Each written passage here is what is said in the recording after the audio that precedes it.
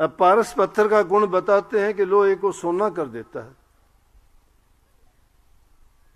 एक बार कोई गरीब था, देखा छोटी सी दुकान थी, महात्मा नदी पार जंगल में जाया करते साल के कुछ महीनों में तप करने के लिए।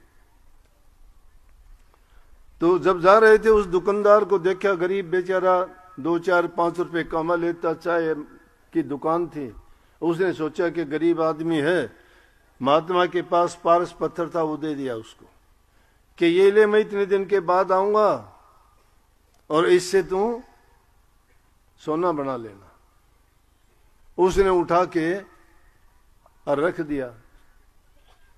जिसमें रखा वो बक्स काठ का था, उसको लपेट के कपड़े में उसमें रख दिया और लोहा भी रख दिया साथ में कि ये सोना बन जाएगा जब देखो। अब रोजाना देखता है उसको, वो सोना बनता नहीं है। महात्मा का आने का टाइम हो गया। ना समझी की बातें हैं ये। संत तो बहुत कुछ समझाने का प्रयास करते हैं, लेकिन हम ये कान होते हुए बहरे हो जाते हैं। हमारी बुद्धि होते हुए हम सोचते नहीं हैं, अनजान बन जाते हैं। अपने आप को दूसरे से बहुत बुद्धिमान सोचते हैं। जहां आपा है वहां आपदा है, जहां संशय है वहां सोग है। जब इंसान के अंदर संशय भरा हुआ है, ये ना सोचो। हर इंसान अगर जांचना चाहेगा तो सबको पता भी लगता है क्या किया, दूसरी ओर ध्यान ना जाए। वो उसको सोना नहीं बना पाया। लोहा पास में है, पारस पत्थर है। महात्मा जी आए, कहने लगे रे तू तो वैसा का वैसा है, मैंने सोचा बहुत बड़ा तेरा काम चल गया होगा, बहुत धनवान हो गया होगा। मैं तेरे को जो पत्थर दे के गया वो तो लोहे को सोना। बोला जी मैंने लोहा रखा तो था, बना नहीं। बोला क्या हुआ, ये तो हो नहीं सकता। ने बोला कहाँ रखा है? बोला कि वो संदूक में रखा है। जाके संदूक में देखा तो उसको कपड़े में लपेट के रख रखा। बोला भाई इसके बीच में तो पर्दा है, पर्दा रह गया, इसको मिलाया तो नहीं। पारस पत्थर वही है, लोहा वही है, लेकिन उसका सोना नहीं बना। क्यों नहीं बना? यही कारण है हमें भी। गुरु का ज्ञान तो मिलता है, सुनते भी रोजाना है, लेकिन सोना हमारे से भी नहीं बनता, क्योंकि हमने भेद बना लिया, बीच में भ्रम का पर्दा रख लिया। गुरु की बात को हम समझ नहीं पाए। अगर शिष्य की सच्ची गुरुमुखता और शिष्यता देखोगे, वही बात मैं कहने जा रहा था। गुरु ने अर्जन साहब ने सोच लिया कि इसको कहीं अच्छी जगह भेजूं ताकि इसको पता लगे कि गुरुमुखता और शिष्यता क्या होती है। बोला कि ये ले, कागज लिख के दे दिया, ये तेरे को हुक्मनामा देता हूं और फलाने गांव में हमारा एक सेवक है, उसके पास लेके जा। हुक्मनामे को लेके वो गया, जाके पूछा के उसके घर पहुंचा तो गरीब आदमी, लेकिन उसको हिदायत दी थी कि ये हुक्मनामा जब देना उसको, जब तेरे को 100 रुपए दे दे। अब जाके घर देखा, घर में टूटी खाट, 2 बर्तन, पति पत्नी कुछ भी नहीं है। जाते ही सेवक बड़ा खुश हुआ, कहा कि मैं गुरु के पास से आया हूं। जब गुरु का नाम सुना बड़ा प्रसन्न हो गया, उसको पानी पिलाया, खाट पर बैठाया और बैठा के कहने लगा बताओ। बोला कि तेरे लिए गुरु का ये हुक्म है। बोला बताओ क्या हुक्म है मेरे लिए। बड़ा खुश हुआ कि गुरु ने मुझे याद किया।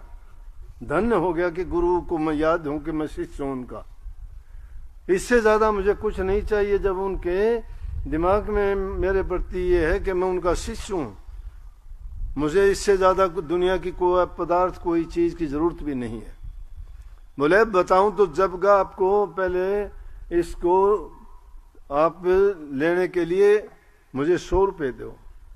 गुरु महाराज का हुक्म हुआ है कि हुक्मनामा जब देना 100 रुपए दे दे।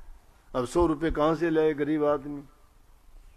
100 रुपए नहीं थे, घर के बर्तन उठा लिए। बोला आप बैठो, चाय पानी पियो, मैं आता हूं। बर्तन बेच के 100 रुपए लाके दे दिए। कहने लगी ये ले 100 रुपए, अब हुक्मनामा दे। जब हुक्मनामा दिया, सिर पे रखा, आंखों से लगाया, माथे से लगाया, बार बार उसको चुचकारा। कि गुरु के घर से हुक्मनामा गुरु ने खुद लिख के भेजा, धन्य हो गया। जब खोल के उसमें देखा तो लिखा था कि कार सेवा का काम चल रहा है अमृतसर में, 500 रुपये सेवा के भेजो। अब घर में जो कुछ था वो तो 100 रुपये में ही बिक गया था, 500 रुपये कहाँ से लाता। अब गुरु का हुक्म इनकार भी नहीं कर सकता। आजकल जैसा हमारा होता है, देखा देखी के जो शिष्य बनते हैं, ये तो मन में कुछ और करते कुछ हैं, कहते कुछ हैं, सुनते कुछ हैं। अपने स्वार्थ और लालच के पीछे बहुत लगे रहते हैं, दिखावा बहुत करते रहते हैं, बनावटी शिष्य हैं। सच्चा शिष्य अगर एक भी हो जाए तो दुनिया को त्याग देगा। हमने तो संकल्प लिया था, गुरु ने कहा था कि इतनी संगत कर देगा, हमने उससे ज्यादा करने का संकल्प लिया था, नहीं करा हो तो देख लो तुम्हारी आंखों से, और कमी होगी तो और ज्यादा भी करूंगा, क्योंकि गुरु का सेवक हूं, गुरु की आज्ञा में हूं, मैं गुरु के हुक्म में हूं। और गुरु का हुक्म ही नहीं किया तो धिक्कार है मेरे जीवन को। मुझे ऐसे जीवन की जरूरत भी नहीं, कल जाते हुए चाहे आज जाओ। जीवन जब दिया हुआ गुरु का है, अपना जीवन बहुत जीते थे, मन मर्जी के काम करते थे, वो हमारा जीवन था।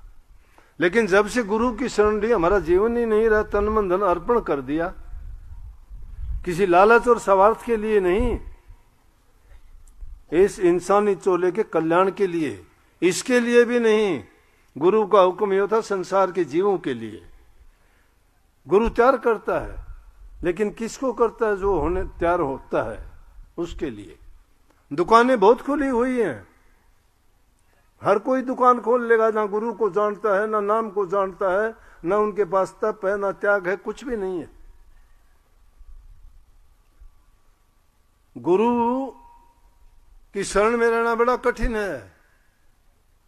उस शिष्य ने सोचा कि अच्छी मुश्किल तो आई, लेकिन धन्य हो गया, चलो जिसने कहा है वो अपना काम भी पूरा करेगा। उससे कहने लगे आप बैठो, मैं कोई ना कोई इंतजाम करके लेके आता हूं। 500 रुपये कहां से लाएगा? कोई देने वाला नहीं, ऐसे आदमी को तो कोई उधार नहीं थे, प्रॉपर्टी नहीं कोई के गिरवी रख दे, किसी से मांग भी ले तो कौन यकीन करेगा गरीब आदमी का? धनवान आदमी को तो और तैयार हो जाएंगे, बहुत हो जाएंगे। जो ही घर से निकला, थोड़ी दूर गया था, कहां जाऊं, क्या करूं, सोचता हुआ जा, इतनी देर में आवाज सुनता, ढिंडोरची ढिंडोरा पीटता है। और ढिंडोरा पीटने वाला जब बोलता है तो उसको जाके कहने लगा, भाई क्या ढिंडोरा पीट रहा है? बोला कि एक पहलवान है मस्कीनिया, और उसको जो हरा देगा उसको इनाम मिलेगा 1000 रुपया। अब वो बेचारा सूखा रोटी के लाले गरीब सा, सुकड़ू कहते हैं उसे, सुकड़ू, सूखा हुआ, कुछ नहीं, हड्डियां हड्डियां शरीर में। बोले अच्छा। अने बोले हारने वाले को 500 मिलेंगे। मन में खुश हो गया कि देखो गुरु महाराज की कृपा, गुरु महाराज की कृपा कि मैं तो सोचता था कहां से, अपना इंतजाम खुद ही कर दिया। बोला जीत तो है नहीं, हारूंगा, लेकिन 500 तो मिल ही गए। जिसने मांगे हैं उसने इंतजाम भी खुद कर दिया। हम भी इसी तरह से धोखा खाते हैं कई बार। कई है न, रहो निश्चिंत करो मत चिंता, चौंस देई सो चिंत करेगो। जिन्हें चौंस दी है वो चिंता भी वही करेगा, जिन्हें कल दिया था वो आज भी देगा और कल भी देगा। रहो निश्चिंत करो मत चिंता, चौंस देई सो चिंत करेगो। पांव पसार पड़ो दिन सोवत, पेट दियो सो पेट भरेगो। जीव जीथे जल में थल में, पुनः पाहन में पहुंचाए धरेगो। भूख ही भूख पुकारत है, सुंदर कहते तो भूख मरेगो। जो इंसान कहता है मर जाऊंगा, हाय भूखा मरूंगा, वो तो मरेगा भाई। लेकिन ये चिंता छोड़ दीजिए, उस पर यकीन कीजिए। जिसने चोंच दी से वो चोगा भी देगा, जिसने पेट बनाया वो पेट को भरेगा। यकीन रखिए, काम सही करिए, उनकी आज्ञा के विरुद्ध ना चलिए, उनके हुक्म में चलिए। नानक साहब कहते हैं हुक्म रजाई चलना नानक लिखिया नाल। हुक्म में चलो, उसकी आज्ञा का पालन करो, उसकी मौज को समझो। खुश हुए। सिख था, शिष्य था, गुरु वचन को मंत्र मानता था, श्रद्धा और विश्वास उसका दृढ़ था, पक्का संकल्प। बोला कि जिसने 500 मंगवाए उसने इंतजाम भी कर दिया। चलो भाई, भाग गया कि फलाना गांव में है, भाग्या जा रहा है, प्यास लगे आई, बहुत दुखी बेचारा, पता नहीं खाना खाया था कि नहीं खाया था। एक ही लगन कि चलो कभी मेरा ना बिछड़ जाए, कभी और कोई ना उससे कुश्ती कर ले पहले मेरे से। प्यास लगी तो एक कुएं पर काफी लोग खड़े थे, पानी पी रहे थे। उसने सोचा पानी पी लूं। दूर से कहने लगे हट जाओ भाई हट जाओ, पहले पानी मुझे पी लेने दो। मस्किनिया पहलवान ही खड़ा सबसे आगे। बोला तू लाट साहब है, अभी तो आया है, तेरे को क्या जल्दी है? हम भी तो पानी पीने के लिए। बोला अरे मेरे को बहुत जरूरी काम है। बोला क्या जरूरी काम है? बोला भाई इस तरह से एक मस्किनिया पहलवान है, उसके साथ मैंने कुश्ती लड़नी है। वो पहलवान उसको देख के हंसने लगा। बोला तू? बोला क्यों अपनी मौत को बुलावा देता है? बोला ना ना चिंता ना करिए, मेरे गुरु का हुक्म है, वो तो मुझे करना ही पड़ेगा। बोला कहते हैं 1000 रुपये के। बड़ा हैरान हो गया।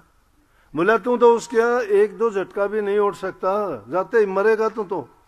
बोला अरे गुरु की आज्ञा और गुरु का हुक्म रहा, मरूंगा कैसे? और मर गया तो भी गुरु की आज्ञा में मरूंगा। बोला तो भाई चल पानी पी। पानी पी लिया। बोला मस्किनिया पहलवान मैं हूं। सोचा इतना दृढ़ विश्वासी आदमी, तेरा गुरु कौन है रे? ऐसा गुरु कौन हो गया और तू उसके लिए अपने प्राण तक त्यागने के लिए तैयार है? तुझे पता है पहलवान और तेरा क्या मुकाबला? बोला मैं हूं और मुझे ही कुश्ती लड़नी है, लेकिन तेरी इस त्याग की बातें सुन के, प्यार की बातें सुन के, तेरे श्रद्धा और विश्वास को देख के मैं नतमस्तक हूं। तेरा जीवन क्या है? तूने गुरु के लिए सब कुछ अर्पण कर दिया। ऐसी गुरु में क्या शक्ति है, क्या ताकत है? बोला जो कुछ है गुरु के बिना कुछ भी नहीं है। इसलिए इस वाणी इसका अर्थ है कि सतगुरु भी हमने देख लिया। गया घर ले गया। बोला पानी पूनी पी ले पहले, फिर चलते हैं। फिर उसको पहलवान को लेके जहां अखाड़ा बनना था, बहुत लोग इकट्ठे हो गए। मस्किनिया निकलता है मैदान में।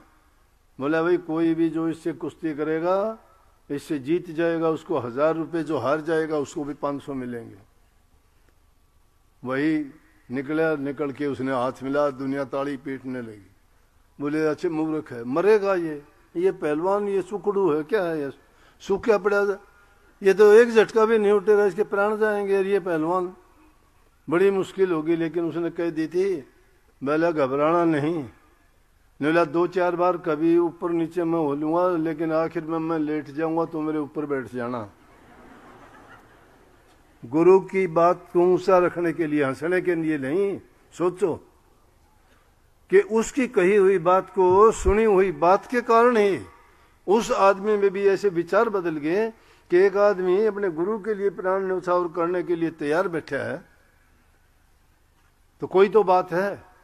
वैसा ही किया। जब कुश्ती होने लगी, मस्किनिया पहलवान 1-2 बार इधर उधर हो गए, आप खुद नीचे पड़ गया, वो उसके ऊपर बैठ गया। लोगों ने ताली बजा दी। अरे हम तो सोचते थे मरेगा, ये तो जीत गया। बड़े नगाड़े बजे जोर जोर से। मस्किनिया पहलवान हार गया। लेके उसको साथ गया। बोले तेरे गुरु के दर्शन करवा दे, तेरे गुरु के दर्शन करवा। उसको ले जाके अमृतसर में जब पहुंचे, अर्जुन साहब बैठे हुए थे। जब जाके देखा, गुरु महाराज तो पहले से ही जानते थे क्या है, क्योंकि उसका भेजा हुआ था। बोले पहले ही देख के कह दिया कि धन है मस्किनिया, तूने इसका जो लाज रखी है, परमात्मा तुझे जो है हर प्रकार से धन्य कर देगा।